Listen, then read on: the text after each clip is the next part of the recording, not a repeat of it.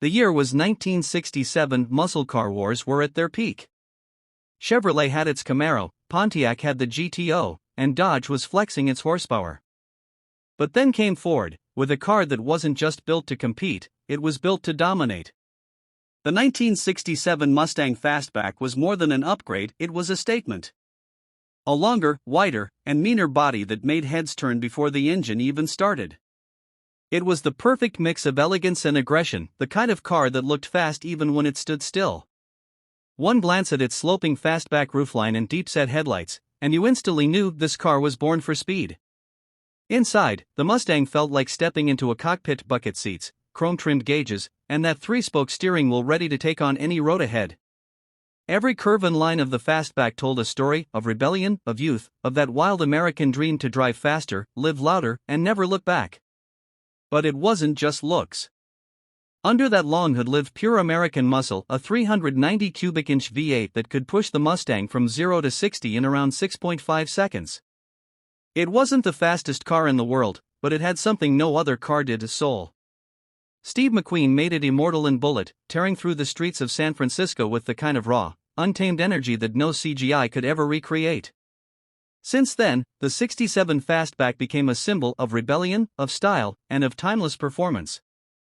Even today, collectors and enthusiasts chase that one sound, that one feeling, the rumble of a true Mustang V8 echoing through history. The early 1960s were a time of transformation. Automakers were no longer satisfied with power alone, they wanted precision, beauty, and innovation. And that's when Chevrolet revealed the second-generation Corvette, the C2, a car that completely redefined what an American sports car could be. With its futuristic design, aerodynamic lines, and that unforgettable split rear window, the 1963 Stingray looked like it came straight out of a dream. This wasn't a brute muscle car, this was art in motion. The Stingray's body was sculpted like a jet fighter, low, wide, and ready to attack the road. Every curve was functional, every vent had a purpose. The hidden headlamps, fiberglass body, and flowing fenders made it look years ahead of its time. Inside, the cockpit wrapped around the driver, chrome accents, twin pod gauges, and bucket seats that screamed performance. Every inch of the Stingray was designed to make you feel like a racer, even if you were just cruising down the highway.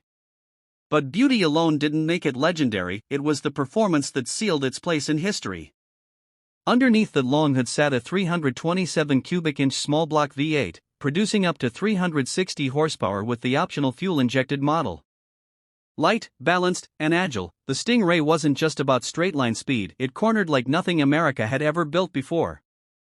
The independent rear suspension gave it grip that European sports cars envied. It could go from 0 to 60 in just under 6 seconds, lightning fast for its time. Racers loved it. Collectors worshipped it. And the world finally saw that America could do more than muscle, it could craft a masterpiece. Even today, the split-window 63 Stingray stands as one of the most recognizable and valuable Corvettes ever made, a timeless icon of design and engineering. 1969, the golden age of American muscle. Ford had the Mustang, Chevy had the Camaro, but Dodge brought a beast to the battlefield, the Charger R/T440. It wasn't built for everyone. It was built for those who wanted to command the streets. With its long, wide stance and signature hidden headlamps, the Charger didn't whisper, it growled. Every inch of it demanded respect. From its menacing front grille to its wide rear haunches, the Charger looked more like a predator than a car. Slide inside, and it's pure late 60s muscle. Vinyl bucket seats, wood-trimmed steering wheel, and gauges that made you feel like you were sitting in the cockpit of a fighter jet. The R/T badge stood for road/track, and Dodge meant it. The car had one mission, to dominate both. You could feel the weight of steel around you, that unmistakable Mopar toughness. This wasn't some lightweight racer. This was Detroit iron with attitude. Under that long hood lived something ferocious, the 440 Magnum V8. A 7.2-liter powerhouse pushing out 375 horsepower and 480 pound-feet of torque. That meant the Charger could rocket from 0 to 60 in just over 6 seconds, not bad for a car that weighed nearly 2 tons. But the Charger wasn't just about numbers. It was about presence. When you saw one rumbling at a stoplight, you knew it wasn't going to play nice. Pop culture turned it into an immortal icon. From the Dukes of Hazzard to Fast and Furious, the '69 Charger became the ultimate symbol of pure, unfiltered American muscle. Its roar, its stance, its soul, it all screamed rebellion.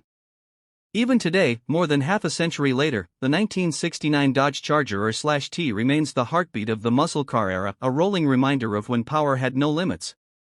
And here's the heart that made it all possible. A 440 cubic inch, 7.2-liter Magnum V8. 375 horsepower. 480 pound-feet of torque. Breathing through a 4-barrel carburetor and exhaling through pure Mopar fury. Paired with a 4-speed manual or the legendary TorqueFlite automatic. When that throttle opened, it wasn't sound, it was thunder. Raw, mechanical, unapologetic. The kind of sound that makes your chest vibrate and your heart race.